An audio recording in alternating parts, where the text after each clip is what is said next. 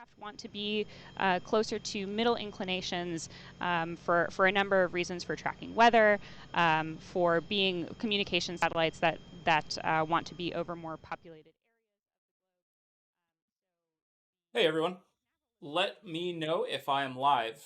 We were just live for about 45 minutes here, and I gave the whole spiel and I was providing a lot of commentary. And according to my streaming software, we were live. It did not seem that was true, and I apologize for that. But we are currently live. We are currently go for launch. We are T minus 24 minutes. Everything is progressing successfully. Everything is looking good. I'm going to give you a 2-minute spiel here, and then we'll jump right back into the stream. Um, so, like I said, everything is currently on track for launch. We are looking at this. We're looking at spaceflightnow.com, which shows all the upcoming launches that are happening and provides some detail on those launches. That's spaceflightnow.com. This has not been updated for the correct date, but we are still tracking a 1 p.m. to 4 p.m. Eastern Time launch window. We're tracking the beginning of that launch window right now, so T-0 is going to happen at 1300 Eastern Time, 1 p.m. So this is a launch by the company Astra. They're a relatively new company, and this is a relatively new launch vehicle. They just successfully got to orbit with this vehicle in November. So this is an exciting launch. Sorry, I just got some echo going on in the background here. Let me just fix that.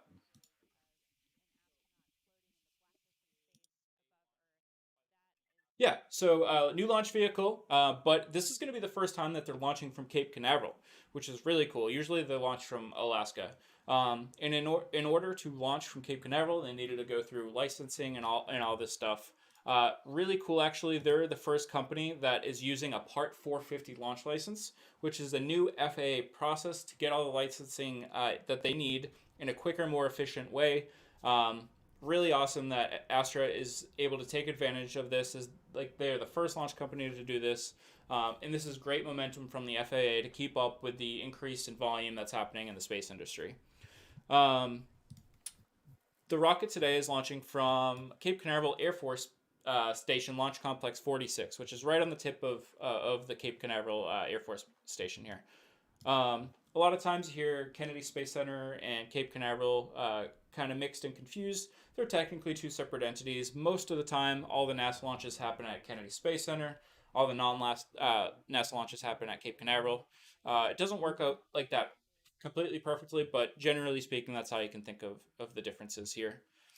Um, Astra has had 5 launches previously, none of which had been completely successful until the successful orbital insertion and payload deployment on November 20th of 2021. But all of the previous missions, the engineers were able to take what they learned from those missions and apply that towards the newer versions of this rocket. And they did successfully make it to orbit on November 20th, 2021, which is really cool. We're hoping to see the second successful orbital insertion here today. Let's tune back into the broadcast. You can get an update from NASA Spaceflight. NASA Spaceflight is hosting the official live stream for Astra. We're lucky enough to be able to take their stream and show it on our stream and provide commentary over it. If you need any of the license information, you can find that in the description below. But as we're kind of moving forward towards T-0, if you have any questions, please feel free to let me know. I'm happy to answer any questions to the best of my ability. I know that I just ran through all that so quickly, but like I said, I was supposed to be live for about 45 minutes, and everything was indicating that I was live, but there was a technical issue there. So I just compressed everything I had to say down into a couple minutes here. But we're at T-minus 20 minutes. Everything is still go for launch. You can see some venting happening from the rocket. It's fueled. It's ready to go. Let's tune in and hear what's going on. Thanks for tuning in. We really appreciate you.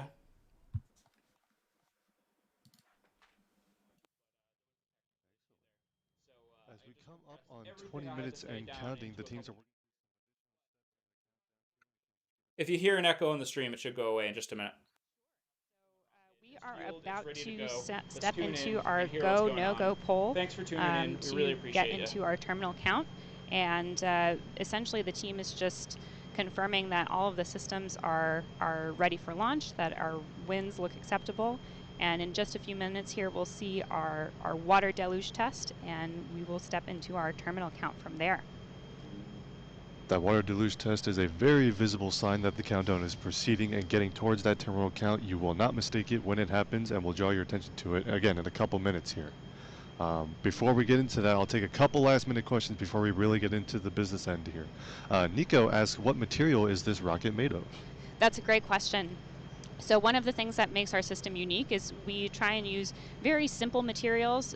Much of the first stage you see is made out of aluminum. We try and stay away from carbon fiber and any really fancy aerospace grade materials, and that allows us to manufacture quickly and cost effectively so that our customers can have the best access to orbit that they can have.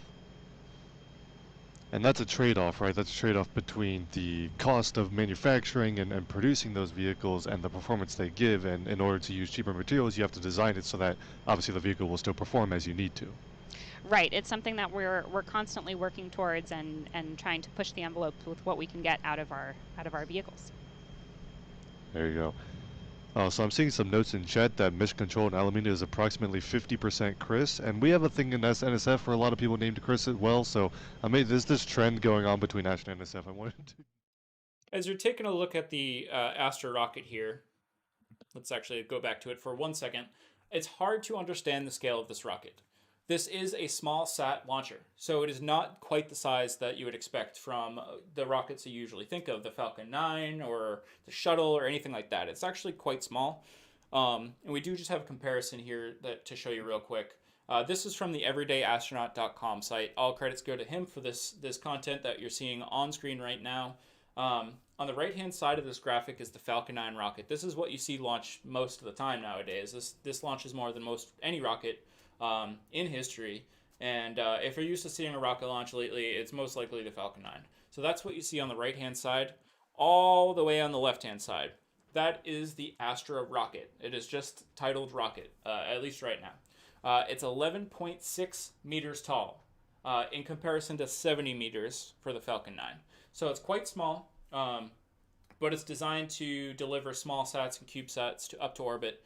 Pretty efficient little rocket based on what we know so far about it. Pretty cool. Yeah, again, if anybody has any questions, feel free to let me know while we're waiting for T-0 here. On the ground close to the vehicle is ignited when we light those 5 first stage engines. So we will look out for that water deluge in the final moments of our terminal count. The launch team is doing that thing where they make me look silly again, just say, oh, we already tested it, it's good to go. We're not going to do the fancy thing that you just alluded to. But it's fine, whatever, it's okay. Alright, so we're coming up on just a minute and a half again. Again, at that 15-minute mark, we're going to expect a final clear to launch pool. Actually, at around 60 minutes, excuse me, we'll be into the terminal count at T-minus 15 minutes. So in a couple seconds here, let's go ahead and listen into the countdown net as flight director. I'm sorry, take that back. Did I have the time wrong? I think I might have. We will stand by for the poll in a little bit. My apologies. Some other steps going before there. But either way, we're coming up on terminal count at T-minus 15 minutes. In the meantime, let's go back to some more questions then. If you have questions, tag us with @NASASpaceflight. And our first question, oh, this is going to set up. So another interesting note about the Astra rocket is it's not currently designed for reusability.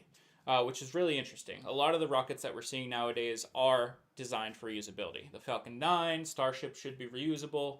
The Electron rocket is reusable, but the Astra rocket is not currently designed for reusability. It will deploy its payload, its second stage up into orbit, its payload, and then they will re-enter and just kind of land in the ocean, just like all of the rockets in history up until the Falcon 9 and Blue Origin rocket as well. So I'm wondering if they're going to stick kind of with that process, or if they'll look more into reusability as they grow as a company.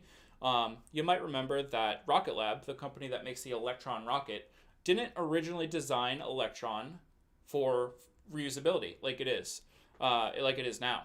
But as they progressed as a company, Rocket Lab, they decided that it was in their best ability, or it was best for them to make that reusable, to make the Electron rocket reusable. So this is not going to come back and land. It's gonna be one and done. It's going to be used up, and then they'll have to create a new rocket to launch future payloads. But we'll see as Astra grows as a company if they're going to stick with that process, or if they'll look more into reusability. Steps of our countdown, which include making sure that all of the systems continue to be nominal, and then we will hand over the vehicle to internal control and in the last moments before flight. Absolutely. And for those who are just joining us, let's do a brief recap of what we're about to watch as well. Again, this is the ELENA 41 mission for NASA. It is the first mission that Astra is launching to deploy payloads into orbit, and also the first launch that Astra is conducting from Space Launch Complex 46 at the Cape Canaveral Space Force Station in Florida. The mission is also called VCLS Demo 2, which stands for Venture Class Launch Services, the NASA's dedicated small sat launch services program. And the 4 payloads on board, 3 of them are from different universities. And if you're tuning in today, we very much appreciate the support. My name is Andrew, and this is Solid Rocket Future. We're here to kind of tell everybody about the most exciting parts of human spaceflight and rocketry. Since this is a rocket that's going to be launched for the first time at Cape Canaveral, we thought that it was going to be a great opportunity to do a stream here today and show off what's happening and answer any questions that anyone might have. We do have a question from John asking, looks like stainless steel. Must be cheap to make this rocket. I do imagine that this is a pretty affordable rocket. I don't know if that's the right word I'm looking for, but it's definitely on the cheaper side as rockets go. And hopefully as they continue to mass produce these, they'll get cheaper. It's interesting to see them take a different path than Electron and so what SpaceX is doing. There's not one right way to do anything, and it's really good to see launch providers using different strategies to make sure that we have multiple companies that have the capability to bring payloads to space that are using different strategies. So if something happens, which a certain set of rocket classes are grounded for material supply or something along those lines, that we have multiple options. So that's very good. Through our engines and generate the force to get us to orbit. And then above that, of course, there's the interstage with the Astra logo and the U.S. flag, which contains the sort of the bottom part of the upper stage, and then payloads on top, and that payload fairing. All right, let's go ahead and listen to the countdown net as we are getting close to the continuing terminal count, and let's listen to the teams as they continue to work.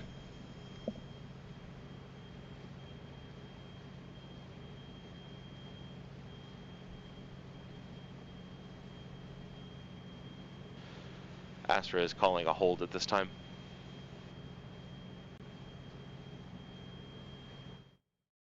So what we just heard there is Mission Control is currently calling a hold on the T-0 countdown. That does not mean their launch is scrubbed. That just means that there is something they're looking at to determine if it's still safe to launch. I see a lot of movement in the background there, which is interesting. Doesn't mean anything in particular, but it's just interesting to see a whole crew of people start moving through the back hallway of the Astra headquarters there. But yeah, they are currently holding. So this could be a weather issue. There was a 10% chance that weather could be not good enough for launch today.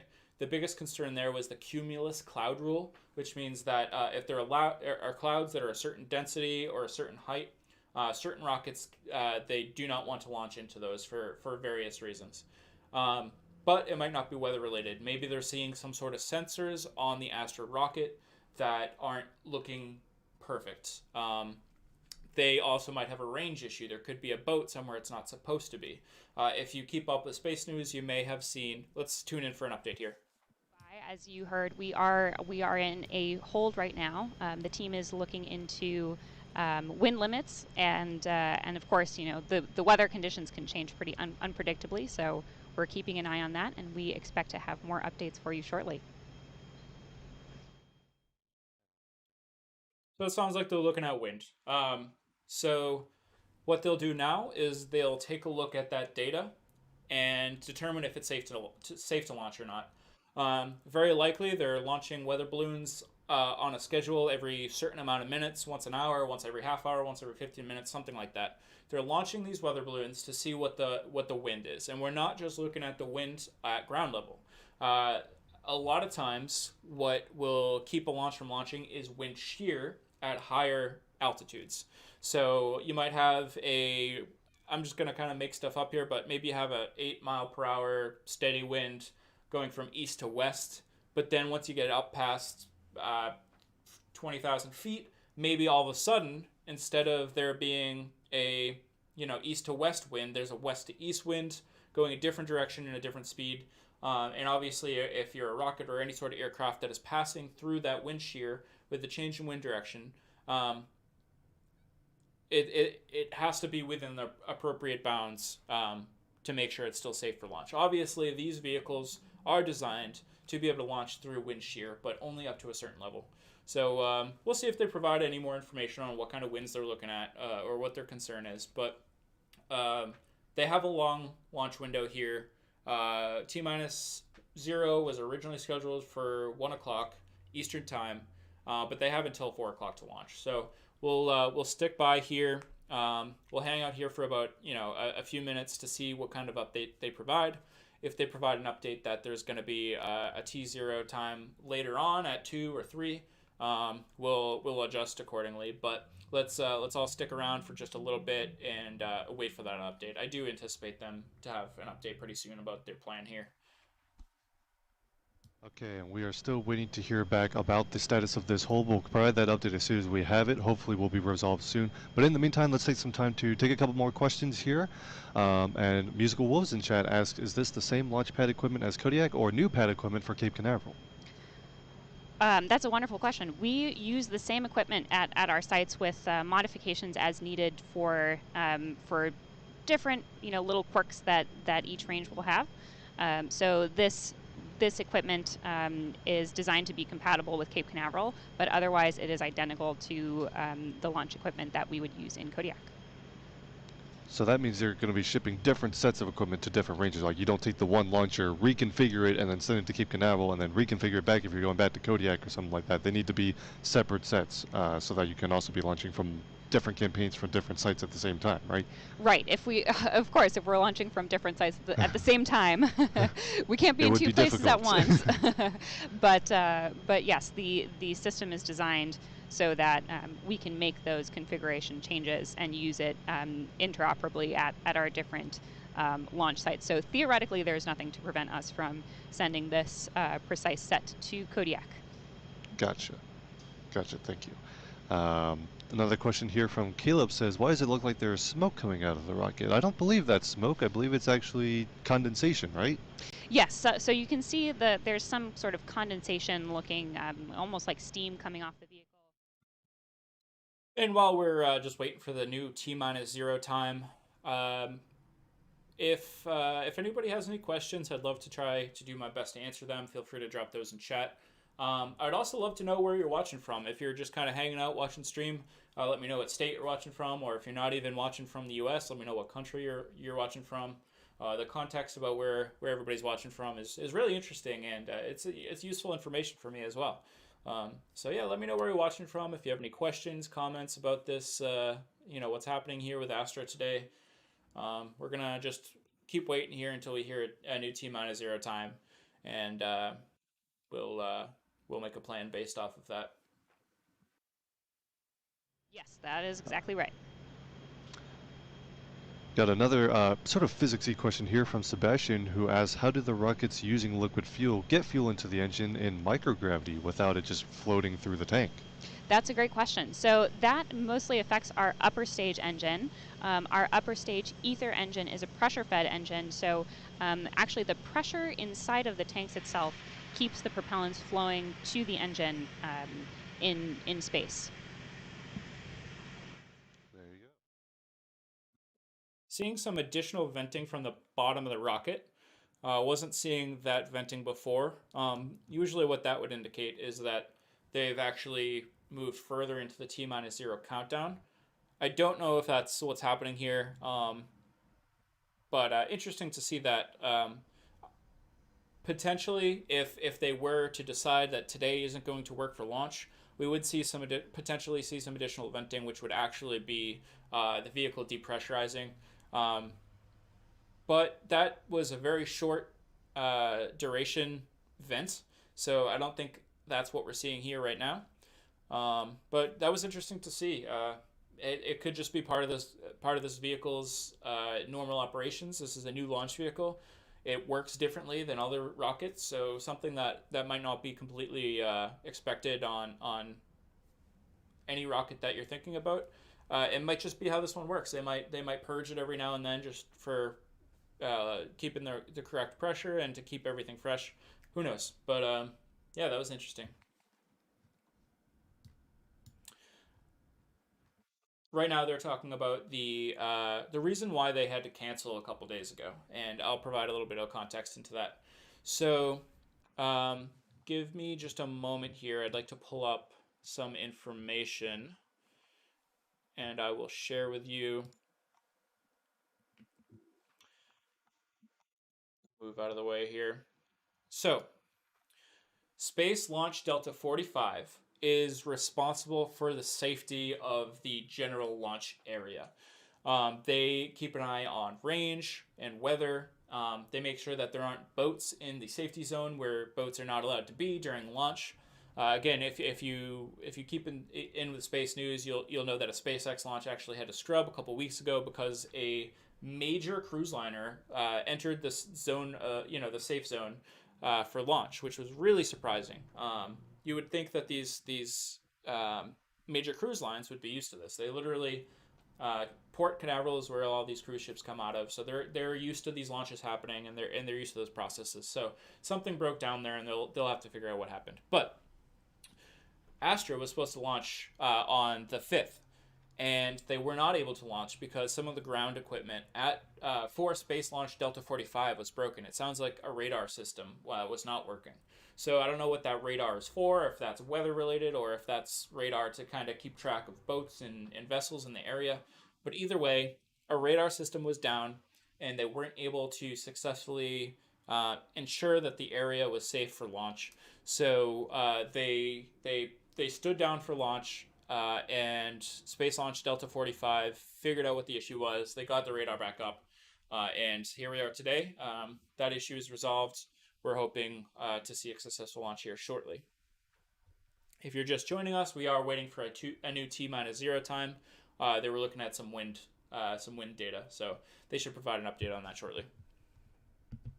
And scale, because we hope to provide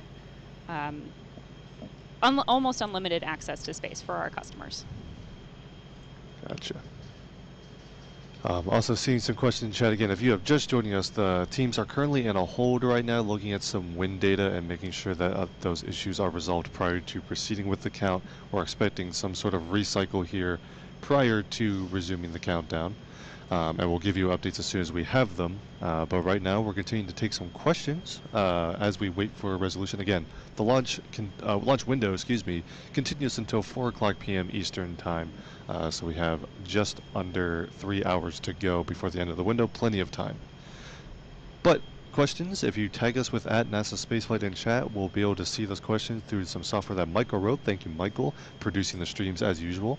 And we'll go ahead and answer as many of those as we can over the course of the broadcast. We've got Carolina Grossman from Astra, the expert in the field. I'm just here to relay questions realistically.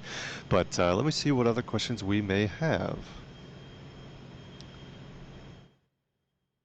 If you see those two orange balls towards the top of the screen that are attached to two cables, you actually see them better from this shot here.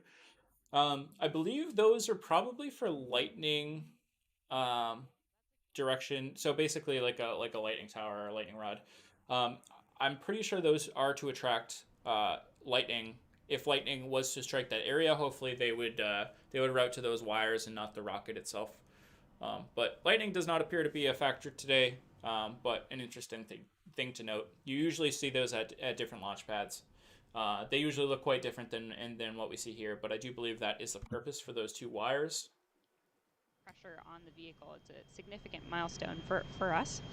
Around 2 minutes and 50 seconds, we have MECO, or main engine cutoff, and then in very quick succession, we have the fairing separation at 2 minutes and 55 seconds, stage separation at 3 minutes, and then the upper stage ether engine ignites at approximately 3 minutes and 5 seconds into flight.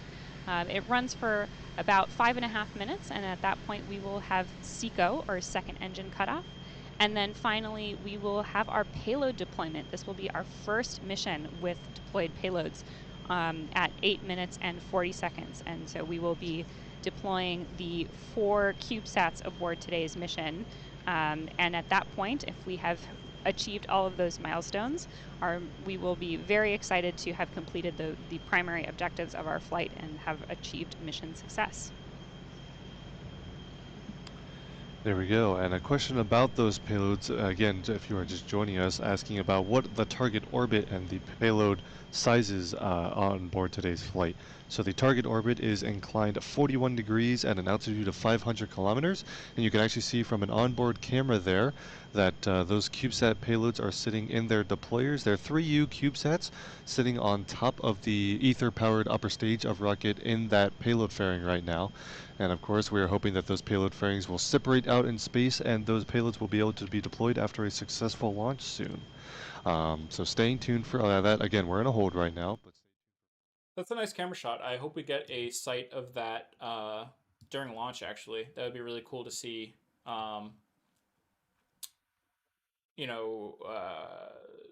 fairing separation and payload deployment from that camera. That would be really awesome. Yeah, I believe we are. The weather is looking good at the moment, and we are hopefully awaiting some news about releasing this hold soon. Ooh, that could be a good sign. Absolutely. I know they were looking at those wind limits to make sure that they are going to remain green and stay where they need to be. So we're going to keep an update on that and make sure that they're all ready to go to release this hold. And again, stay tuned for updates on that. But keeping on with some questions here, William says, where in the countdown do you hand off to the flight computers? Yes, so the handover to the flight computers happens in the final moments before launch. You'll hear, once we're listening to the countdown net, our flight director, Chris Hoffman, call out vehicle is on. So, at the moment that Astra called a hold, they were at T-minus 11 minutes and 46 seconds. So that means whenever they are able to resume the countdown should resume from T-minus 11 minutes 46 seconds. Depending on how they do their timeline and when they hand off control to the rocket and stuff, they may or may not have to adjust that T-minus clock. But we're just waiting for them to resume that clock, and we should have at least a 10-minute window, a 10-minute heads up prior to launch, which is great. Yes, that is correct. Our fairing separation happens right before stage separations, but these milestones, we just talked through the mission timeline between main engine cutoff and the upper stage ignition. We run through some significant milestones in just 15 seconds. So we have our main engine cutoff, fairing separation, stage separation, and then the upper stage ignition, all within 15 seconds of each other in pretty quick succession.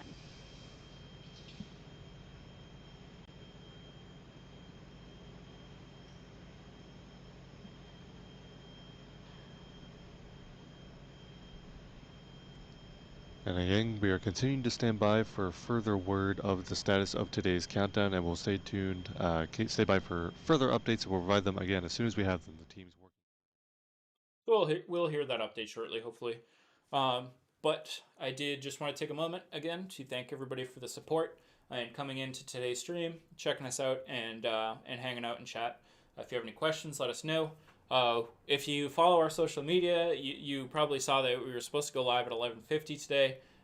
Eastern time, but we ran into some technical issues and we were live for about 45 minutes explaining everything about this launch. However, it looks like the handoff between my streaming software and YouTube didn't actually happen, so it was kind of fake live.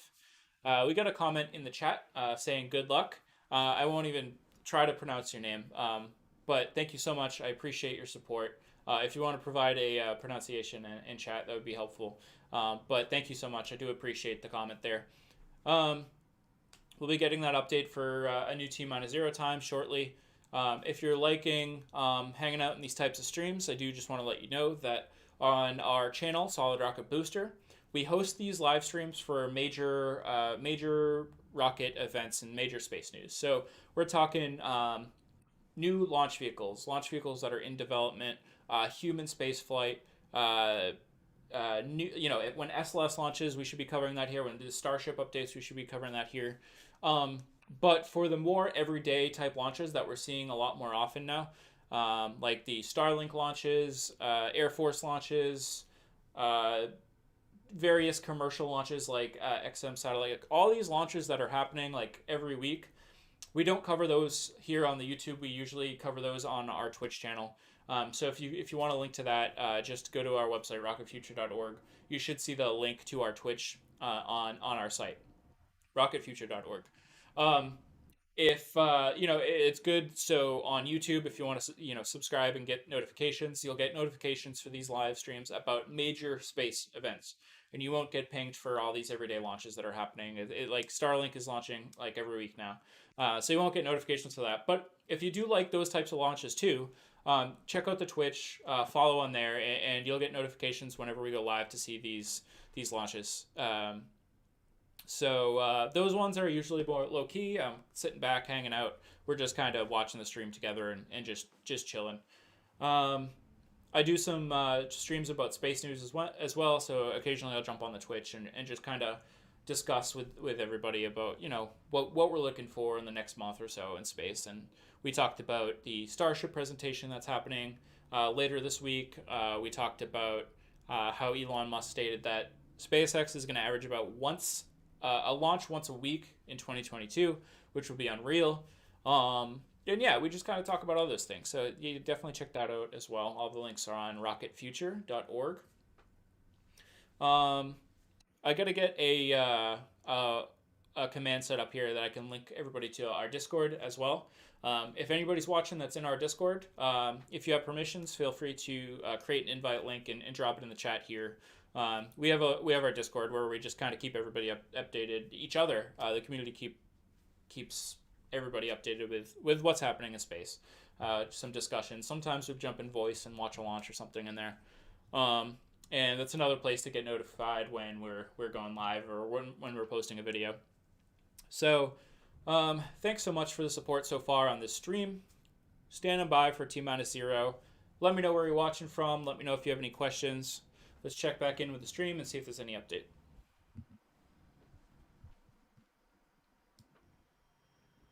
There is no audio from the stream right now. So just so you know, you're not missing any comms from Astra.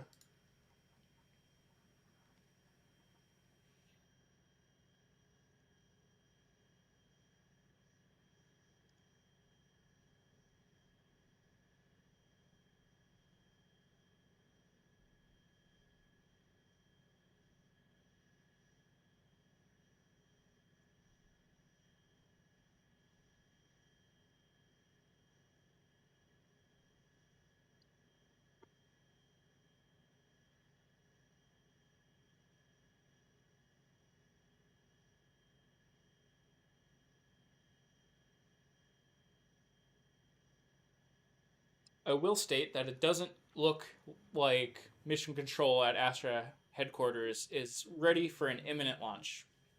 They do look a little bit like they're kind of waiting to see some updates. So while I do expect to be hearing an update shortly about what's happening with her, it doesn't look like that they're really anticipating something happening over the next couple minutes here. So if you need to take a break and go grab a glass of water or grab your lunch or take a walk around. I don't think you're going to be missing anything in the next few minutes. Like I said, when the T-0 timer does, or sorry, when the countdown timer does start back up, it should be at least 11 minutes between that statement and when this thing goes. So we got a bit here to wait. Stay tuned, and hopefully we'll hear relatively soon. It's likely that Astra is just looking at data for the winds, potentially launching a weather balloon, seeing what the upper level winds look like, see if there's any wind shear involved here. Looks like some people are coming back to the consoles here, so hopefully we'll hear soon.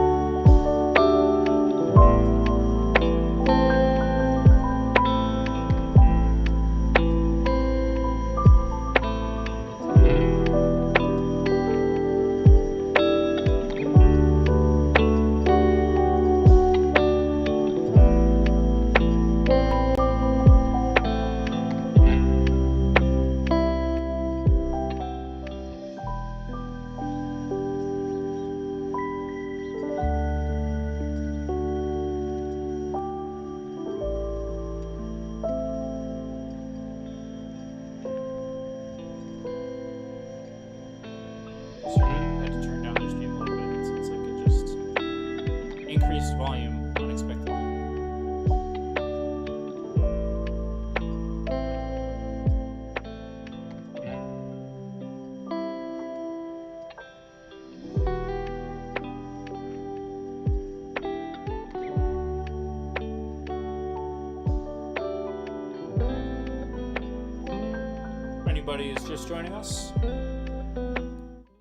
If anybody is just joining us, my name is Andrew.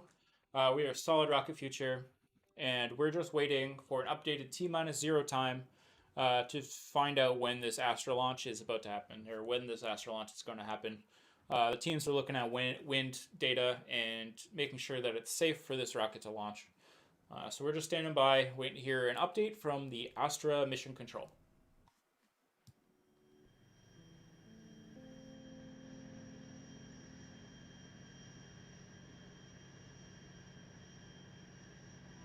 Vehicle continues to vent, which is a good sign that they are keeping the vehicle topped up with fuel, and they're keeping it ready to go for when this hold lifts.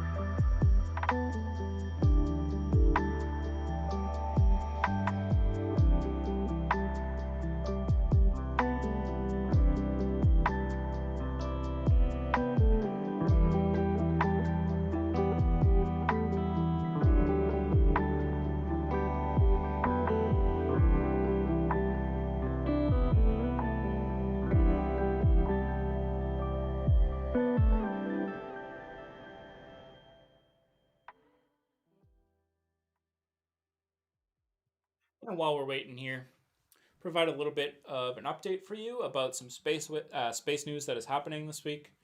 SpaceX announced at 8 o'clock Eastern Time, 8 p.m. Eastern Time, Central Time, on Thursday, this upcoming Thursday, the next Starship presentation is going to take place. So again, that is 8 p.m. Central Time, Thursday, February 10th, the Starship presentation is going to happen. What exactly does that mean? So, Starship is, we have an update. Stand by. But I believe we have an update from the status of the countdown. So, Carolina, what are the teams working on right now? Yes, Thomas. The team is still looking at some wind data and reviewing that. Where we try and get the latest up-to-the-minute information and run through simulations to make sure that everything will be okay despite the changing conditions. So that is what the team is reviewing right now. We are optimistic that we'll be able to continue with our launch countdown shortly. So in the meantime, we are still holding. So thanks for your patience and thanks for bearing with us. Didn't want to come on and talk about something when we didn't have an update. So, teams are still anticipating that the weather will be okay to continue launch countdown. However, they can't say that for sure until they look at all the data, but they're feeling optimistic about it. So we'll stand by. We'll wait to see if the countdown clock resumes and see this thing take off today. And hopefully see Astra's second successful orbital insertion. But to rewind a minute and get back to what I was saying about the Starship presentation. So the SpaceX Starship, next generation launch vehicle, you can think of this as maybe a new version of the Saturn V from back in the day. Now, I know NASA and Boeing are working on the SLS, and I would say the same thing about SLS. SLS is the rocket that NASA is designing and Boeing is building to bring astronauts back to the moon and Mars. Starship has the same goals, but it's being done differently. It's being done by SpaceX. It's being designed and built by SpaceX. And it is using a completely different strategy. It's going to be reusable. It's using some very different strategies for re-entry. It's a very exciting vehicle. If you're at all caught up in space news, you know what I'm talking about. You know what Starship is. Really exciting vehicle. And a couple years ago, Elon Musk hosted a Starship presentation where they showed for the first time what a Starship vehicle would look like. They built a mock-up. It was kind of a real vehicle, kind of not a real vehicle. They put that behind Elon, and Elon explained what was going to happen with Starship. At that presentation, we learned a ton about what the Starship development program is going to look like, what Starship is going to be, how it's going to work, what timelines to expect. Now, of course, the timelines change very, very often, but we learned so much about the Starship vehicle. It was a very important update about Starship. And we haven't had something like that presentation in quite a while. And with the rate that Starship is developing, everything is changing on a day-to-day basis. There's probably a lot we don't know about Starship yet. And the fact that they're going to have this presentation on Thursday is really exciting. We should learn a ton of new information about Starship. We should get some updated timelines. Maybe they'll have an update about the FAA approval to do their first orbital launch attempt. I think everybody's expecting that SpaceX will attempt their first Starship launch, orbital launch test sometime this year, and maybe even sometime in the next couple months. They're just waiting on that FAA update. So maybe there'll be an update there. But either way, it should be a really exciting presentation. We should learn a lot. I'm really looking forward to that. After that happens, we will likely be hosting a stream where we just kind of talk about all the news and updates. So keep an eye on our socials. Again, rocketfuture.org, you'll see that. But that's something that's really exciting happening, in the industry in the next couple days here. Gonna pop back to the stream here and see if there's any further updates.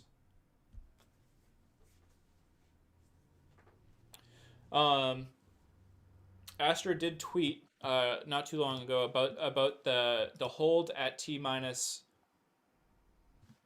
Work this hold here, but on that same topic, talking about payload deployment, we should actually go into a little bit more detail about the payloads that are on board. They did tweet that they held at T-minus 11 or 10 minutes, give or take. But as you can see up on the screen here, it is actually showing that the countdown clock is held at 14 minutes and 58 seconds. So we'll see what they update us with when they resume the countdown. They'll tell us exactly how long we have until T-minus 0. But looks like it's somewhere between 10 and 15 minutes from the moment they start the clock. That does not mean 10 or 15 minutes from now. We'll give you an update on that shortly. The launch service is provided under a Venture Class Launch Services Demonstration 2 contract. So if you see on the top left of your screen under that NASA meatball logo, you see the mission name is LV0008, and the contract name as well, the VCLS Demo 2. So this contract provides dedicated launch capabilities for smaller payloads and is awarded by the NASA Launch Services program based at Kennedy Space Center. One of the interesting things about this contract is the venture class missions help further the development and demonstration of new commercial launch vehicles, just like Astra's. The small satellites that we have on board can tolerate a higher level of risk than many larger missions, which help us demonstrate and help mitigate the risks associated with new launch vehicles and really pave the way for new launch vehicles and future small spacecraft missions to move forward. There's also a lot of interesting things about CubeSats. They're playing an increasingly larger role in exploration, technology demonstration, scientific research, and educational investigations at NASA. John in the chat says he cannot wait to see the full stack too. So yeah, that's actually something I forgot to mention related to the Starship presentation. As I did say, the first Starship presentation, they had a mock-up of what the upper stage of Starship will look like. So just the top part of the Starship rocket. Since then, they've developed the booster. They know what the booster is going to look like. They've static fired a booster, and they've static fired multiple boosters, and they have the booster ready to go. So if you're used to seeing the pictures of Starship, a lot of times you'll just see the top of it. That's just one piece of it. There's an even larger booster that goes underneath. And SpaceX did state that for this Starship presentation that's going to be happening in a few days here on Thursday, that they're going to have a full stack of Starship. They've done that once before for kind of a photo op and to show their progress that they're making. But it was, Starship Super Heavy was put on the pad, Starship was put on top. I don't even think they disconnected the crane from it. They left it like that for a very short period of time. Kind of did some fit checks, I believe. And then they took Starship off of Super Heavy. And that was the last time we saw it stacked. And that was months ago. So the fact that we are seeing a stack, hopefully, for Starship presentation is great. The booster is already on the pad. They're going to be using the launch tower to grab the Starship upper stage, lift it up, and put it on top of the booster, which that is something we've never seen before. Those videos will be all over when that happens, so keep an eye out for that. That should be really exciting.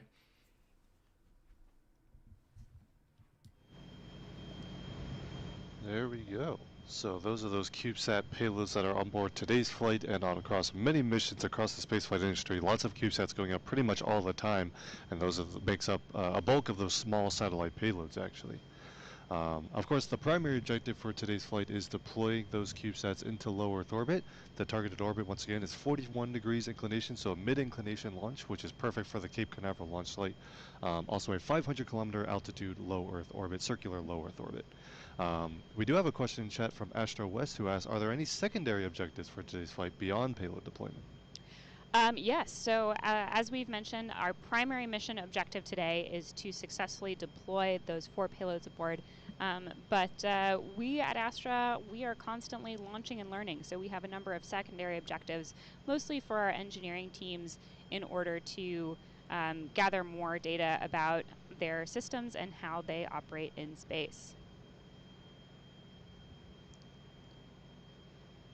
Excellent. And of course, that's just part of gaining data from every single flight you fly, If right? you're just joining, my name is Andrew. We are Solid Rocket Future, and we are waiting for a new T-0 time for the Astra launch today.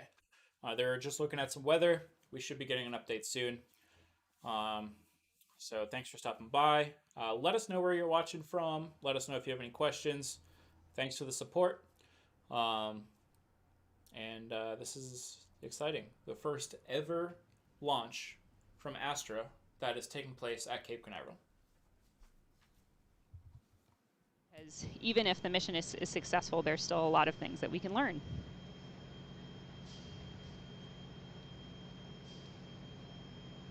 And we've also got another question here that I picked out from chat myself because I'm a big fan of the space shuttle. Today's official live stream that we're watching here is hosted by NASASpaceflight. NASASpaceflight is an organization or a company that I am not affiliated with. Astra is partnering with NASASpaceflight for these official live streams. We are lucky enough to be able to use their live stream in our stream, and we can provide commentary over it. All of the license information for that is available in the description below. 50-foot long payload bay and 15-foot diameter payload bay. So yes, absolutely, and someone's got to launch Kerbal Space Program and do this now. Yes, that is a fantastic question. That is a really fun fact that I'm. Does anybody here play Kerbal? Any news on Kerbal 2? Rocket that you see in front of you at 43 feet long, it fits inside a standard 45-foot shipping container, which also would have fit in the payload bay of the space shuttle. Wow. So this rocket would fit in the payload bay of the space shuttle.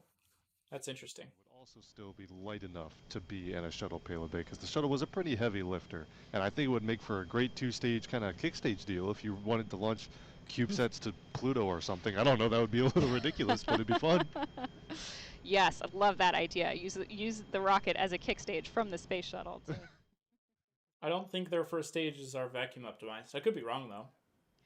Yes, I'm not sure exactly the mass capacity of the shuttle, but I reckon that the rocket would be a comfortable passenger on board.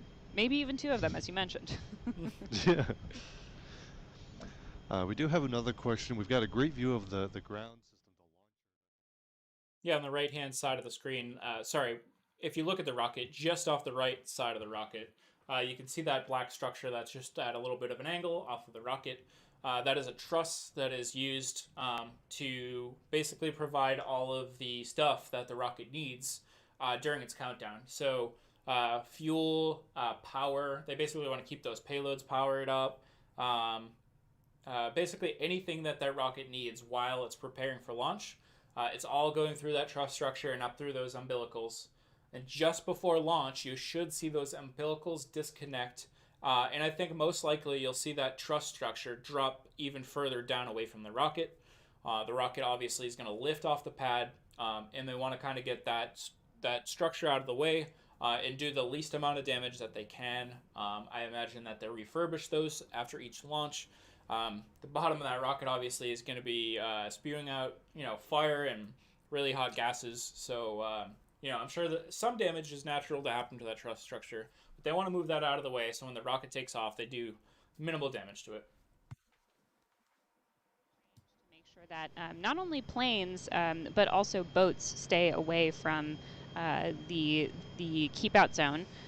So in the event that we would encounter an aircraft or a boat in that keep out area, that would mean that we would hold until that issue is removed. So we actually have I believe a Coast Guard helicopter who's out making sure that the airways and maritime area is clear for our launch today.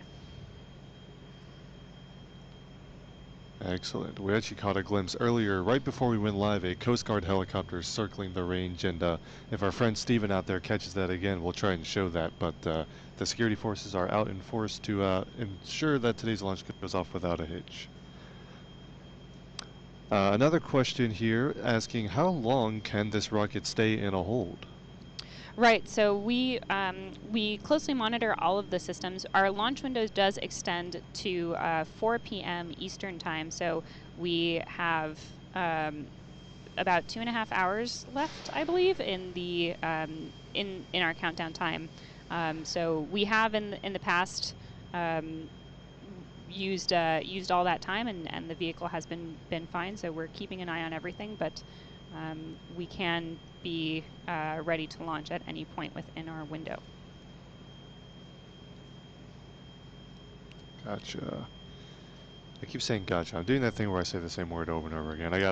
I'll come up with a new response next time you answer a question. But thank you to Carolina for all the expertise here. Andrew with a question asking, what is the typical lifespan of a CubeSat? Yeah, so I'm not a CubeSat expert here. We're more focused on the rocket and the rest of the launch system. However, CubeSats can be pretty resilient and live quite a long time. So these CubeSats that they're talking about are generally usually pretty small. There's some different categories of satellites. Obviously, you have big satellites that are the size of a car, even bigger. You have CubeSats, you have nanosats, and you have all these small form factors. Some are the size of a maybe a computer case. Some of them even small as a shoebox. And you may wonder what you can do with a payload that small.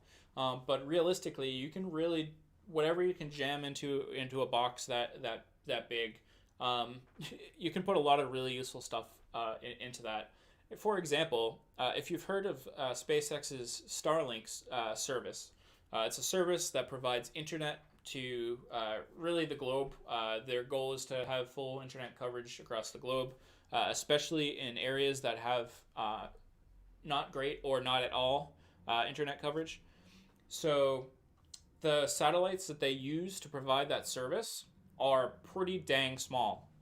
They launch like 60 of them each Falcon 9 launch, and that includes the launcher mechanism as well. So those are pretty dang small, and they are providing some of the most state-of-the-art useful infrastructure that we've seen in a long time. There hasn't really been a development in infrastructure and capabilities like that. So you can do a lot with these CubeSat satellites. Which represents a lot of firsts for us at Astra. It will be our first mission where we will be deploying a payload. We are, of course, having our first launch from Cape Canaveral. If you've joined us in the past, the view is a little different from our regular launch site in Kodiak, Alaska. And so we're focused on today's mission, but if you want to keep track on Astra's future plans, you can check out our website, astra.com, and follow us on social media as well. Looking forward to many rockets in the future. It's kind of funny that they just call this rocket coming up on hopefully releasing a hold before too long. Yeah, we're standing by for another update. The launch teams are currently in a hold. I'm just sitting here blabbering my mouth about it. But the launch teams are currently in a hold, and we're going to stand by for a further update here. Again, the launch window extends until 4 o'clock p.m. Eastern Time. Plenty of time to resolve this. So let's go ahead and listen into the countdown net and wait for another update from Mission Control. Sounds like an update pending.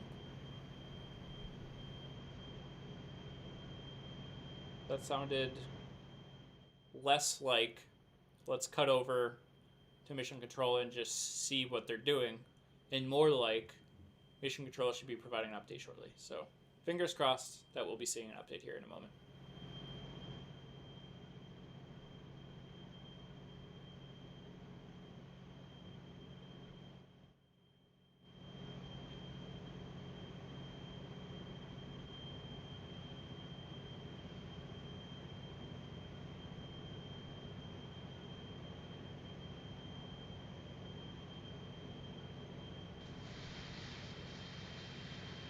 Got some more venting from the vehicle. They're keeping that thing fully fueled, fully pressurized, ready to go as soon as the countdown resumes here.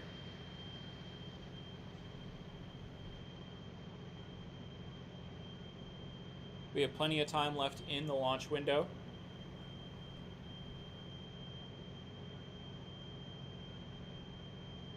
Over like 2.5 hours of the launch window left, but again, we're not at the moment expecting that they will have to use the entire launch window. the hope here is that sometime in the next few minutes they'll provide an update and maybe give us a T-minus time. It could be as early as 1:40. It could be as early as like 2.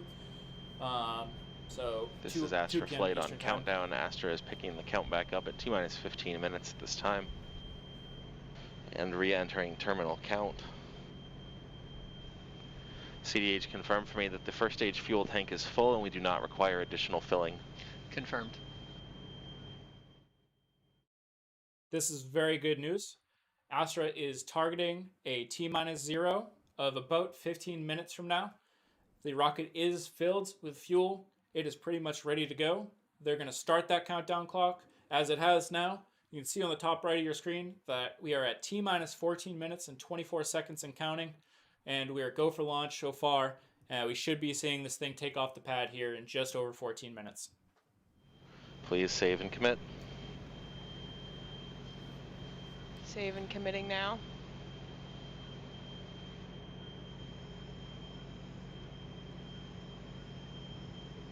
And as you have just seen and heard, we have resumed our countdown, and we are just inside 14 minutes from our new T0 time, which is 10:50 a.m. Pacific time, 1:50 p.m. Eastern time. And the team is proceeding into the final steps of preparing the vehicle for launch, our terminal count. In just a few moments, we'll hear our go, no-go poll with our final preparations, and after that, how many time zones do we have in the chat here? Let me know what time zone you're in. our T0. Looking forward to liftoff as the clocks are now ticking once again and are heading towards that new T0. Again, 1:50 p.m. Eastern Time, 1850 UTC. We can go ahead and listen into the countdown as they work through some more procedures coming up on that go, no-go poll. Let's listen in. Activating OX1 OV201 first fill. OX1 OV401 fill. Deactivating OX1 OV401 fill. OX1 OV301 upper fill. Deactivating OX1 OV301 upper fill. In machine fuel 4 operate, toggle off first and full. Toggling off first. Toggling off full. Please deactivate fuel 4 operate. Deactivating fuel 4 operate. Fuel 3 supply. Deactivating fuel 3 supply. Fuel 1 FV300 upper fill. Deactivating fuel 1 FV300 upper fill. Fuel 1 FV200 first fill. Deactivating fuel 1 FV200 first fill. AV1 radios. Deactivating AV1 radios. And deactivate AV1 rocket support cart. Deactivating AV1 rocket support cart. Please confirm for me that the following machines are still enabled and running. Zero stop purging. Confirmed. AV1 manage polling. Confirmed. AV1 manage power systems. Confirmed. The entire helium stack. Confirmed. Please activate machine igniter 1 spark test. Activating igniter 1 spark test. VB1 first stage power.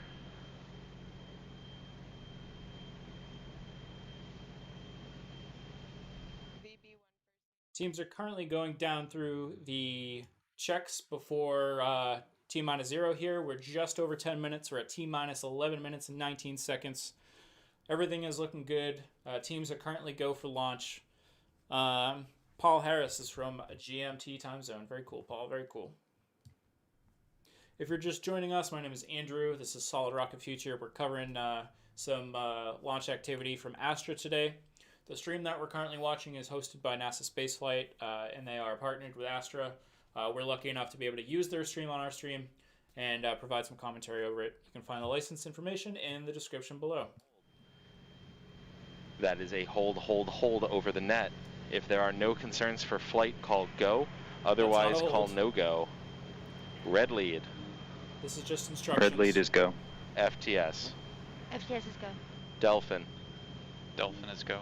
Ether. Ether is go. Odin. Odin is go. Inco. Inco is go. Ace. Ace is go. Launcher. Launcher is go. Orbit. Orbit is go. Booster. Booster is go. GNC. GNC is go. FAO. FAO is go. CDH. CDH is go. Tango. Tango is go. Safety. Safety is go. Flight is go as well at this time. Astra is confirming that all systems are go for launch. There are no range safety issues. There are no weather issues. The vehicle is performing as they hope it will perform. Everything is looking good for T-0 liftoff here in just about 9 minutes and 42 seconds. We're hoping to see that the Astra is able to get to orbit for the second successful time ever. This is their first launch from Cape Canaveral. It would be awesome to see a flawless launch for them. They're an up-and-coming launch provider. They recently got a contract from NASA. They're going to do some really exciting things for the space industry here in the United States, and it's looking pretty good here for launch here. Over here in our final minutes before launch. Why don't we give a brief update, or not an update, an overview of the mission timeline, since we are now into the business end of the countdown. Yes. First things first. Yep, go ahead, Carolina. Sure.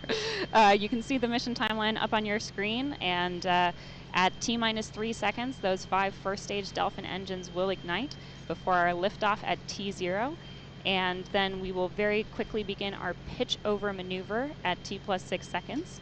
If all goes well, we'll reach max Q at about 1 minute and 10 seconds. That's the point of maximum aerodynamic pressure on the vehicle and a very significant milestone. And then in very quick succession, we have main engine cutoff, or MECO, fairing separation, and stage separation. And then just around 3 minutes and 5 seconds into flight, we have our upper stage ignition of our ether engine. And then ether will burn for about 5.5 minutes before second engine cutoff, or SECO. And finally, we will deploy our 4 payloads, our 4 CubeSat payloads, at 8 minutes and 40 seconds after launch. So it looks like after liftoff here, we'll be on stream for just a little bit over 8, 9, 10 minutes. And that should be the full duration of events for the day. So assuming that this launches in the next 8 minutes here, we should have about 8 minutes after launch to see all the events, see a successful payload deployment, and we'll catch up on some questions after the launch. But in the meantime, if you do have any questions, feel free to post them in the chat, and I'll do my best to answer those for you. At Cape Canaveral, Florida, liftoff is targeted for 1:50 p.m. Eastern Time, 7.5 minutes to go, and you're listening to live coverage from NASASpaceflight Thomas Burkhart here at Cape Canaveral, and Carolina Grossman at Astra's headquarters in Alameda, California. Let's go ahead and listen back into the countdown net as the teams go through their final points. Should also point out that boat in the background is not an issue. That is outside the exclusion zone. Just realized you might see that in the view. I promise. The range is green, I'm told. The rocket is actually flying a different direction, so all good here. But yeah, as the teams get through these final steps, let's go ahead and listen back into the countdown net. V1 manage polling. Toggle do both ground and guidance polling. Toggling do both ground and guidance polling. Delphin confirmed GSE igniter system is ready for launch. Igniters are in good state and good for launch. FTS, issue logic on AFTU, verify CAS is green and nominal. Stand by.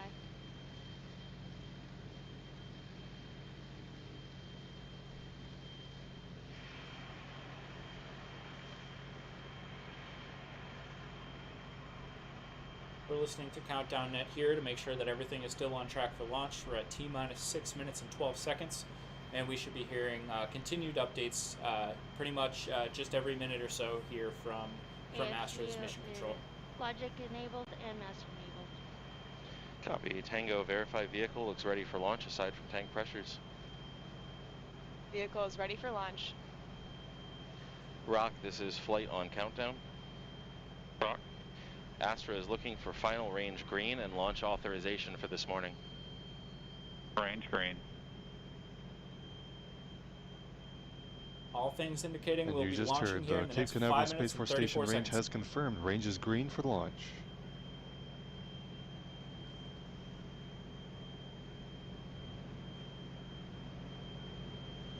Tango in the launch Could be up- machine, please toggle launch. Enabling launch. Coming up about 5 minutes, Flight Director Chris Hoffman will give the final briefings ahead of the final business end of the countdown, and the rocket is, before too long, going to be taking over internal control of the countdown itself and getting towards liftoff. 5 minutes.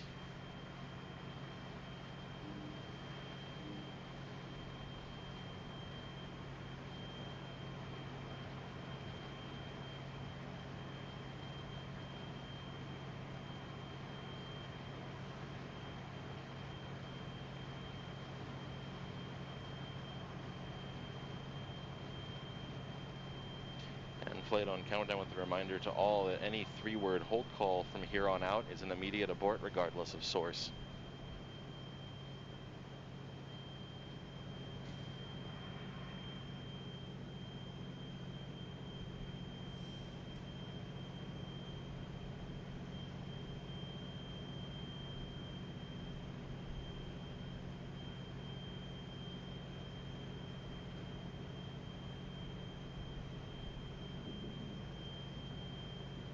Everything's still green for liftoff here in 4 minutes. Under 4 minutes to go to the launch of the LV0008 mission on Astra Rocket 3 LV0008.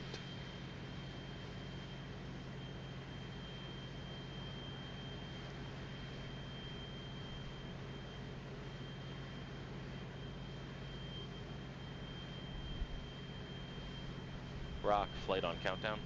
Rock. Please verify the range is recording telemetry at this time. Verified.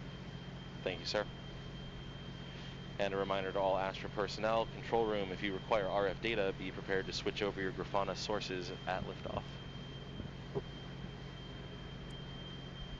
Astra is green. We are green. Or go for launch. MIFCO, flight on countdown. MIFCO. MIFCO, prepare to issue option when rocket IIP marker passes min-MECO point and is within dispersed trajectories. Call out at time. MIFCO copies. 3 minutes. Just a heads up, if anybody posts any links in chat that isn't Solid Rocket Future, make sure you do not click those. There's been some bots posting some links around in YouTube channels lately. I would not trust any link that's posted in chat, except for the ones that I post from Solid Rocket Future. Great view of the Astra teams in Alameda watching today's launch. 2.5 minutes to go.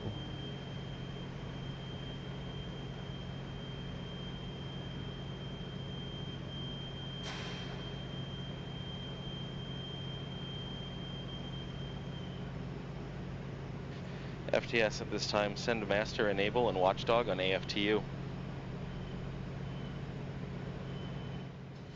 Watchdog is enabled. Thank you.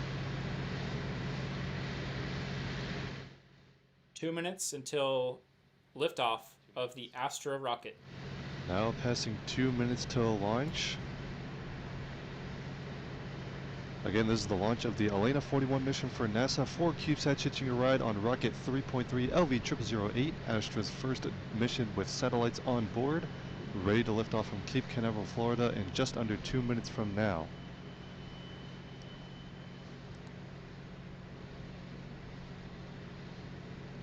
Coming up on 90 seconds. 90 seconds. I'm going to leave commentary in the hands of Carolina Grossman at Alameda's headquarters, and good luck and Godspeed to LV0008. Enjoy the view, Thomas. Ace, flight on countdown. Ace here. Please start PSD recordings and downrange ground station recordings. In work. T-minus 1 minute here, folks. We should see this thing take off and deliver payloads 60 to seconds, orbit. vehicles on internals.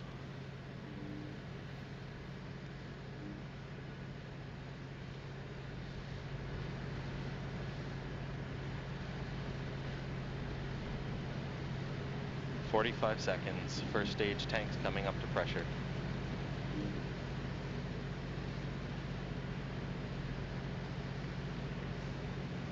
"35, vehicle is at pre-liftoff tank pressures. 30 seconds. 30 seconds.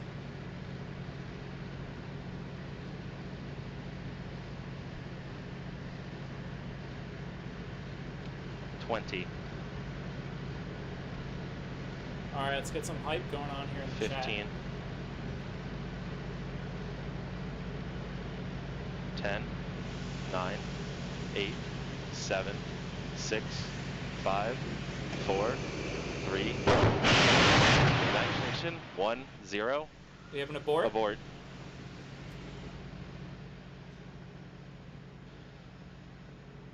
As you've just Launch heard, is we had an deactivated. abort at T0. Okay, so what you just saw happen here. First of all, there is plenty of time left in the launch window. Teams are going to look at what just happened and determine if they can give this another shot. But that was an automatic abort. That was not a person that decided that they cannot abort any longer. Basically, the rocket is always monitoring its sensors to make sure that everything is looking good.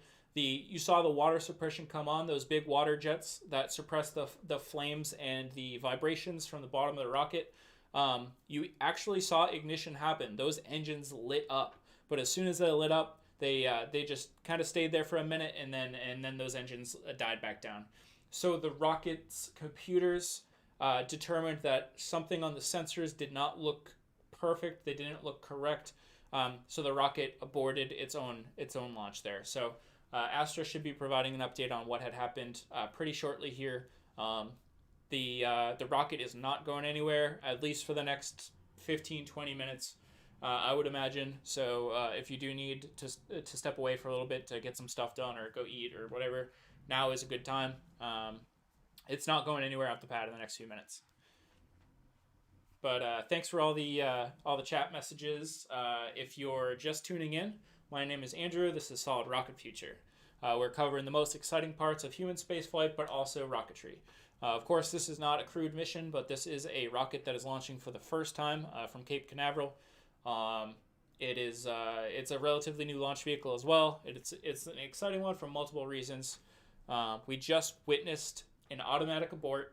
So the rocket decided that the rocket computers were looking at the sensors and decided it was not happy with something. So the launch was aborted for now. We still have just over 2 hours left in the approved launch window. So teams could look at this, decide that.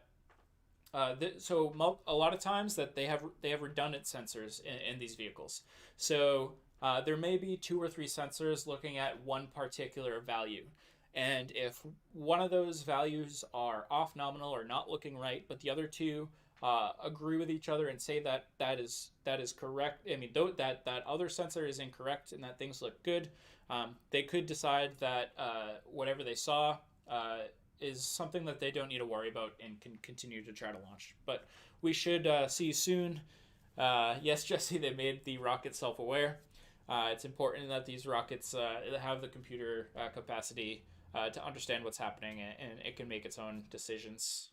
Now, granted, it's not AI, it's not ML or anything like that. There's coded instructions for what's normal, what's not normal, and how to react based on that.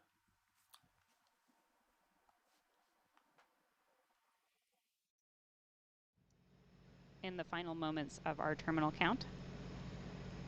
And we will keep you posted with updates as soon as we can.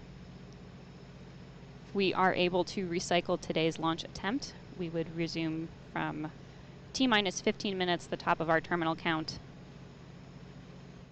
So we are no earlier than no shorter than 15 minutes out from launch. I'm sure it's going to be longer than that, but no shorter than 15 minutes.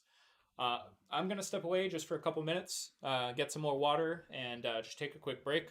I'll be back. Obviously, the stream's not going anywhere. Stand by.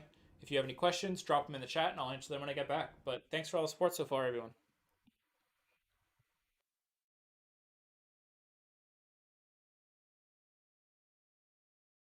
We actually did talk about this a little bit earlier in the broadcast, how the rocket is, of course, designed to handle multiple fueling and ignition cycles.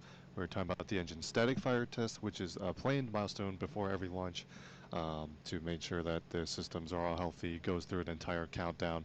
And so the rocket does have that recycle capability, but just depends on what the actual hold or the abort was triggered by. But those aborts are all triggered by onboard commands, right, Carolina's onboard computer sensing something is not quite right. That's right. So at T-minus 60 seconds, you heard that call out that the vehicle is on internal control, and it's all systems within the vehicle that are monitoring and making sure that everything is as it should. And if it isn't, an abort is triggered. So that's exactly what happened. That is, the system is working exactly as it should. And so we can look at what caused the specific abort that was called, and the teams are already beginning to look through the data and troubleshoot.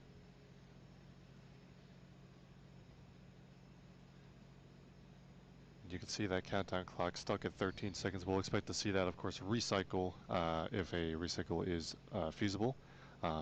Standing by for word on that, but that clock is holding right now as the teams assess the abort. While we wait for more status, we can go ahead and get back into questions. If you have any questions about today's mission, please tag at NASASpaceflight in chat, and we're going to go ahead and try to answer those and keep providing some more information on the mission. We'll also keep those updates forthcoming, though, as we have them.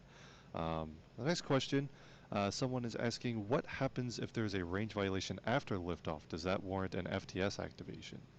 Right, so if there is an issue after liftoff, we do have a flight safety system, or FTS, flight termination system, that is on board the vehicle. And so the FTS system would be activated if, for example, the vehicle is drifting off course, and would ensure that we stay in the safe area. We make sure that the keep out zones are clear before we launch, to make sure that everyone on the ground, in the air, is as far away from the rocket as they need to be. Yeah, those range borders are actually monitored, not just those inside the hazard zones, but any vehicles that may be approaching the hazard zone too. So it's not ensuring the hazard zone is clear at liftoff, but then the question being about what if a range violation occurs afterwards? Well, the relevant authorities are also looking at any nearby vehicles that could reach the hazard zone during, shortly after liftoff, and making sure that they're all clear as well. So that's all coordinated and ensure that that will not take place once the rocket's actually in the air.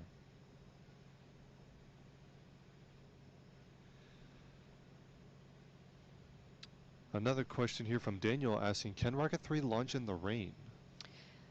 Yeah, that's a great question. So there are lots of weather conditions that we keep in mind in order to ensure a safe and successful launch.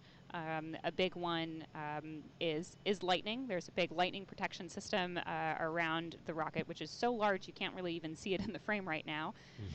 We also keep an eye on winds. That was the reason for a hold earlier. But rain itself actually isn't that big of a problem. It's all of the typical bad weather effects that come along with rain, such as lightning and wind.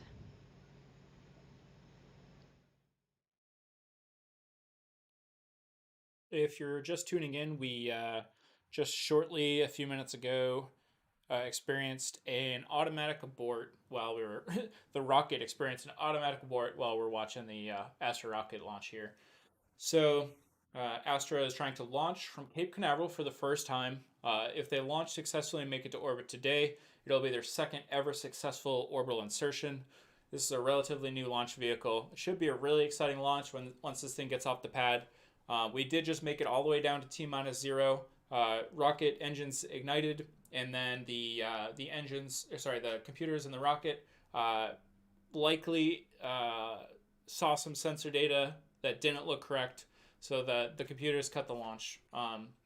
We have still over 2 hours of the launch window, so teams will look at what happened here and determine what the next steps are. There's a pretty good chance that teams will be able to recycle and try for another launch here sometime relatively soon. So thanks for stopping in. My name is Andrew from Solid Rocket Future. Check out our site, rocketfuture.org, for more information about what we do, and we'll keep you updated here as we hear more.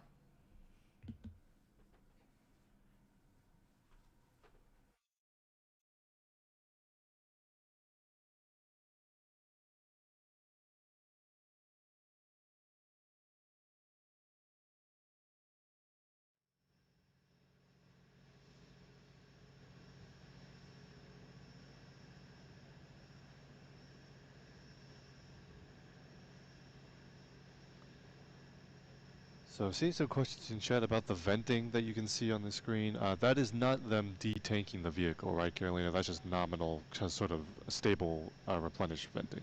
Right, that's correct. So we pressurize the tanks a few minutes before our T0 time. So we vent to make sure that we can keep the vehicle safe and in a safe and stable state while it's on the ground, while the team is. And Jesse, you might have already left, but I appreciate you stopping by and checking out.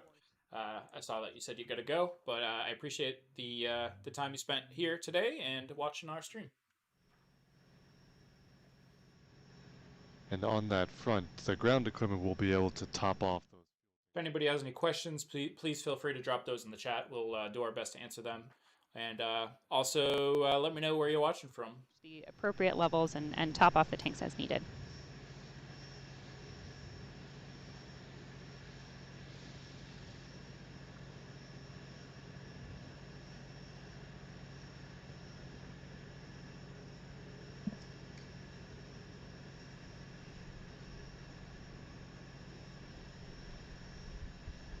Again, if you are just joining us, this is the launch of a Lena 41, a CubeSat mission for NASA, 4 CubeSats on board.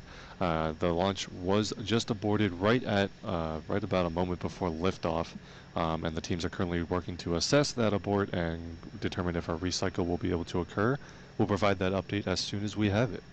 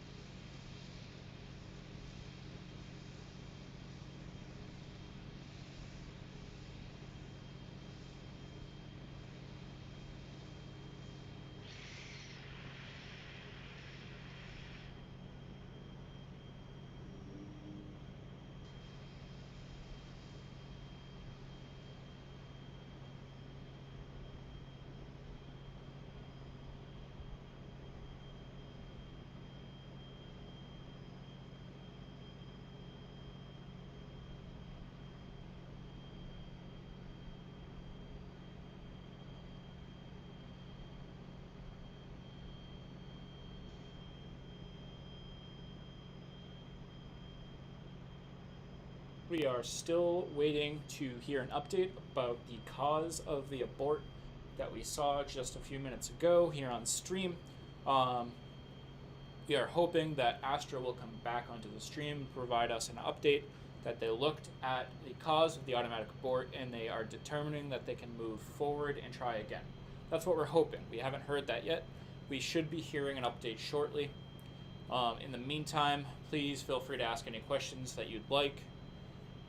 And we'll just be here ready for an update once it's provided.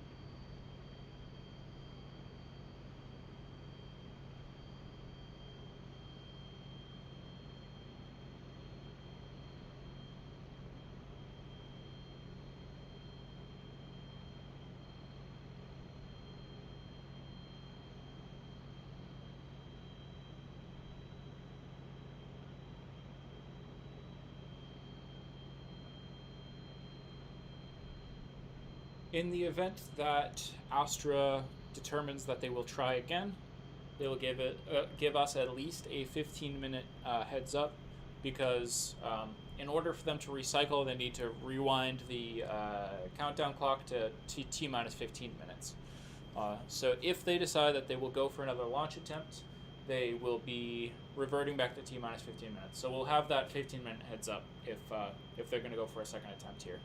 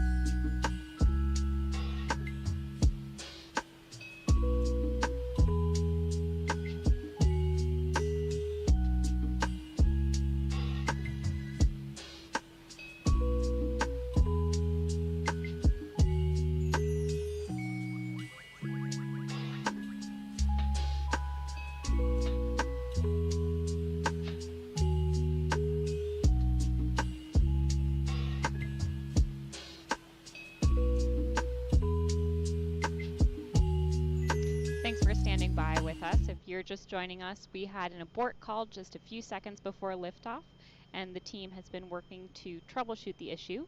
We are at this point keeping all of our options open, and we would recycle. You can see the clock's been reset preemptively to T-minus 15 minutes and holding there. So we would recycle our countdown from the beginning of our terminal count at T-minus 15 minutes. We'll continue to give you updates as we have them, but the team is keeping our options open and hoping to recycle today.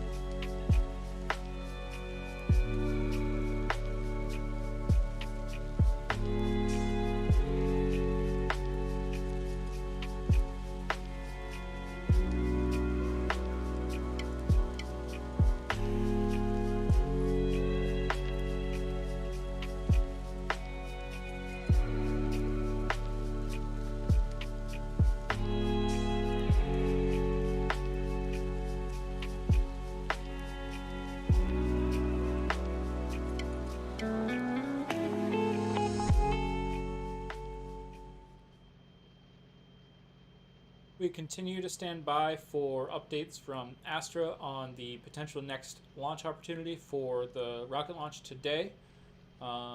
They just came back a couple minutes ago and stated that they're still considering the possibility of a launch option for today. And I guarantee you that they will do that if it seems like they can. They will try to go for that launch opportunity if it seems like a good idea to them. So we're just holding tight. We'll get an update back from them shortly. Just for anybody who just joined, Astra did attempt to launch. There was an abort. They're deciding if they can go again. So we should hear back. Thanks for tuning in. If you have any questions, let me know.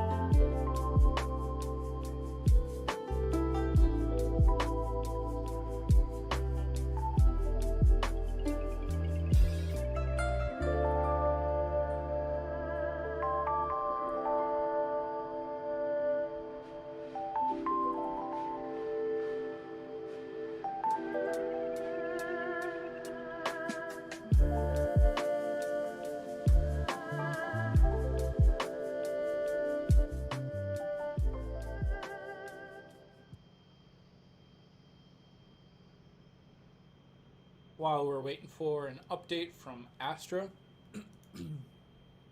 I do want to take a quick moment just to let you know about some exciting news in the space industry. So, let's pop over to my browser here. You may understand that that NASA retired the shuttle program years ago, and a lot of people thought that meant that the space program is over, and we know that that's not true. Since then, we've been doing NASA's been doing a lot of planetary science. They've been sending probes to different planets and to asteroids, and we've also been sending humans to the International Space Station. We've had a consistent presence on the ISS doing research for the last 20 years. There hasn't been a single moment in the last 20 years that humans were not living and working on the International Space Station, doing research that will help make life better for us here on Earth. But in the background, there was also a lot of other exciting work happening. So, NASA's new rocket, the SLS, Space Launch System, is not necessarily the successor of the Space Shuttle. I would think of it more of the successor of the Saturn V and Apollo program, because it's designed to do those types of exploration missions to the moon, to Mars, and potentially beyond. If you look at the picture here that I have on my stream, this is a mock-up of the SLS. Now, I do like to compare it to the shuttle as well, because there is a lot of shuttle-derived hardware on this spacecraft. The solid rocket boosters, those white boosters you see on either side, are very similar to the solid rocket boosters used on the shuttle, except they're 2 segments longer, and they've been updated in some other ways, but basically it's the same base hardware. Also, the SLS is going to use the RS-25 engines. They've been slightly modified, but those are the same main engines that were used on the space shuttle, the SSMEs, the space shuttle main engines. So this really is a rocket that's based off of the shuttle hardware, but is going to be used for like Apollo, Saturn V type missions, which is super exciting. Now, this isn't just a mock-up and an idea that NASA has. This isn't something that is more conceptual than it is reality. If we look here, we have pictures of actual hardware that is getting ready to launch on the first SLS mission. This is the full SLS stack. NASA has completed the stack. They have the main body of the spacecraft with all the engines on it. They got the solid rocket boosters attached. And this thing is undergoing testing and should be getting ready to go to launch as early as potentially sometime first half of this year. Not guaranteed to happen the first half of this year, but it's looking more and more likely that it's going to happen this year and sooner than later. So one piece of news related to SLS is that they're going to roll it out from the assembly building, that big white building we all know and love from NASA with the giant meatball on the side and American flag. It is currently being built and assembled in that vehicle assembly building. Sometime in mid-March, as is currently scheduled, this could change, it is scheduled to be moved outside of the vehicle assembly building out to the pad. They're going to bring it to the pad to do a wet dress rehearsal. Basically, they're going to pretend they're going to launch this thing, make sure everything looks good, and if that test goes successfully, we should be hearing about a launch date shortly after that test. So, if the timelines don't change too much, we'll see a rollout of the SLS launch vehicle out to the pad. They'll do a dry run test, wet dress, sometime mid-March. And as early as April, we could hear a potential set of launch days for the SLS first launch. This is not going to be a crewed launch on the first one, but it is going to deploy an Orion spacecraft out to the moon, and it's going to be really exciting. This is going to be a huge rocket. It's going to be really a set of firsts for NASA and the country. So that's just something new and exciting that's happening in the space industry. Let's quickly tune back into Astra, see if there's any updates there, and we'll go from there.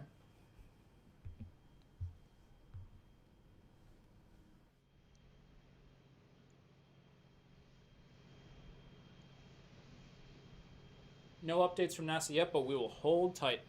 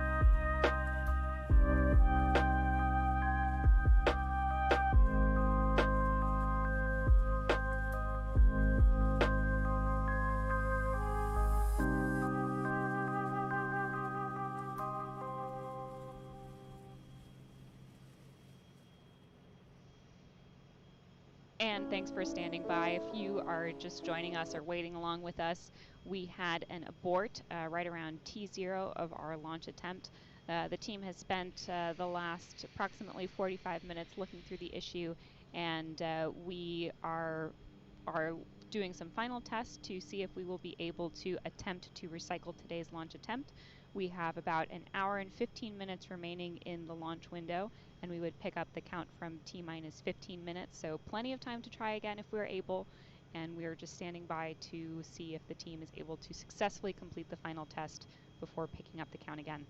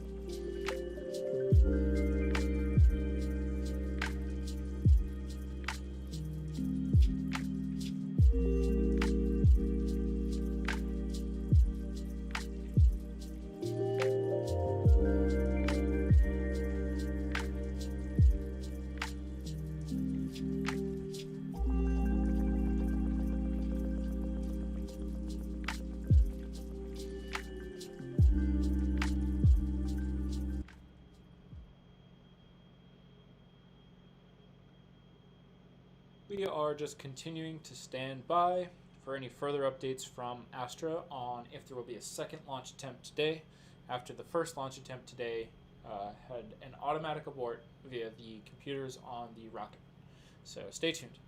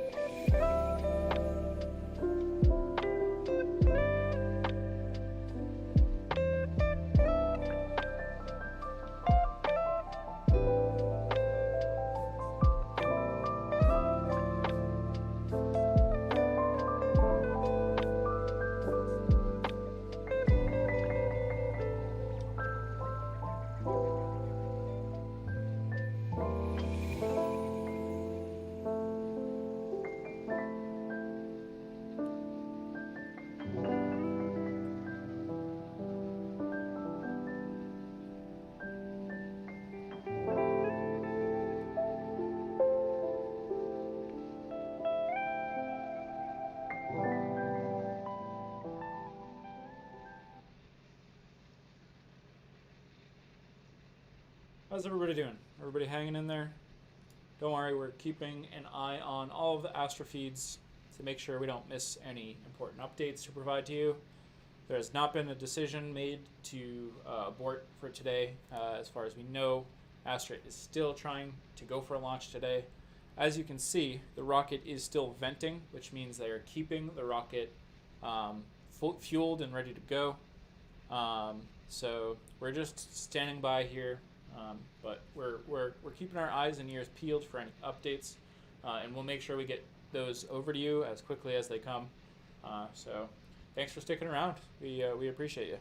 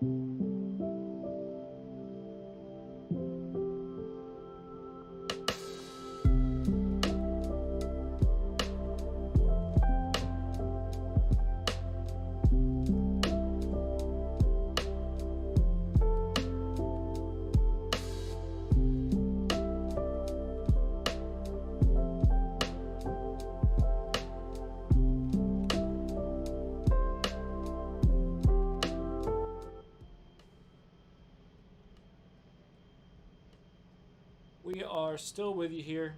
Haven't gone anywhere. We have not received any updates from Astra at this time, but again, rocket is still venting, thing is still fueled, and it is ready to go in the event that Astra teams determine they are good for another launch attempt. So as I've been stating, thank you for sticking around and waiting for our updates from Astra. We appreciate all the support, and I don't have a ton to say until Astra does give us that next update. So in our Be Right Back screen that you'll see in a moment here, I do have a live view of the Astra Twitter feed. That being, that said, if Astra posts any updates prior to them making the announcement on the stream, you will see that real time. So if Astra posts any announcements, you'll see that real time here on the stream. So we'll be back when we have an update.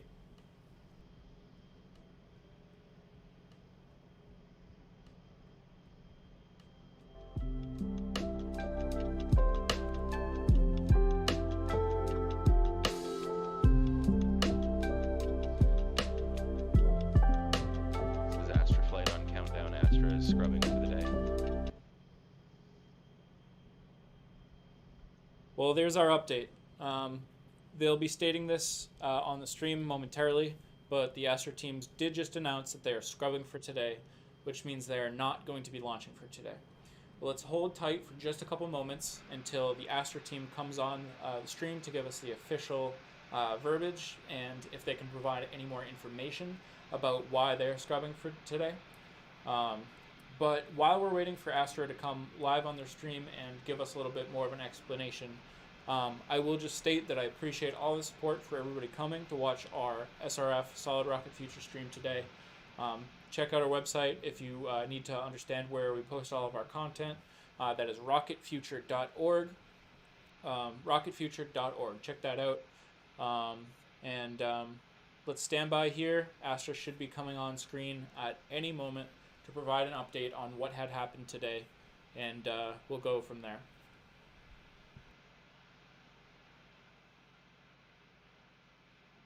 And again, while we're waiting for Astra to pick up stream here and give us more information, I'm still here to answer any questions that you have. I'm not going anywhere, so let me know any questions or comments you got.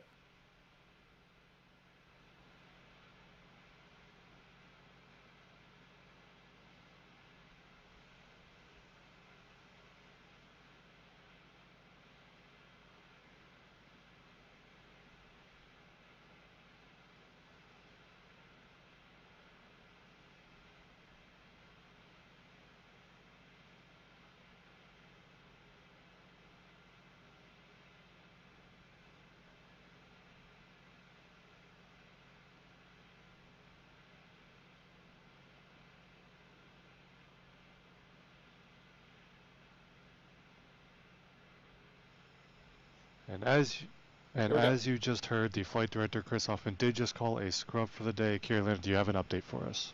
Yes, unfortunately, the abort that was around our T0 time is a minor telemetry issue that the team needs to work to resolve. So unfortunately, we need to stand down from today's launch attempt. Thank you so much for sticking with us, and you can follow us on Twitter @Astra to hear the latest updates on our next launch attempt. Yeah, stay tuned for future coverage. And again, thank you to Astra for partnering with NASA Spaceflight for today's coverage. We'll be back with you as soon as another launch attempt is ready. But thank you so much for watching today. Thanks to all of the support and the chat messages and the NSF and Astra teams behind today. We'll hopefully be back with you very soon for another launch attempt. So signing off for now, Carolina, thank you so much for joining me today from Alameda in California.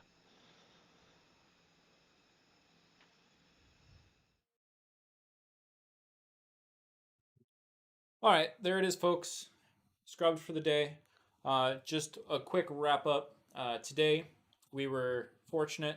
We were fortunate to be able to use the NASA Spaceflight stream on our own stream. We are not affiliated with NASA Spaceflight, but they're allowing people to use their streams in partnership with Astra, specific to these launches, for other streamers to use and then provide commentary over. All the license information for that is available in the description below. Not much else to say here. If you have any questions, feel free to post them in the chat. We'll stick around just for another minute or so to answer any questions. But we appreciate all the support. We appreciate all the comments, all the interactions in the stream today. Thank you very much, and we'll talk to you soon.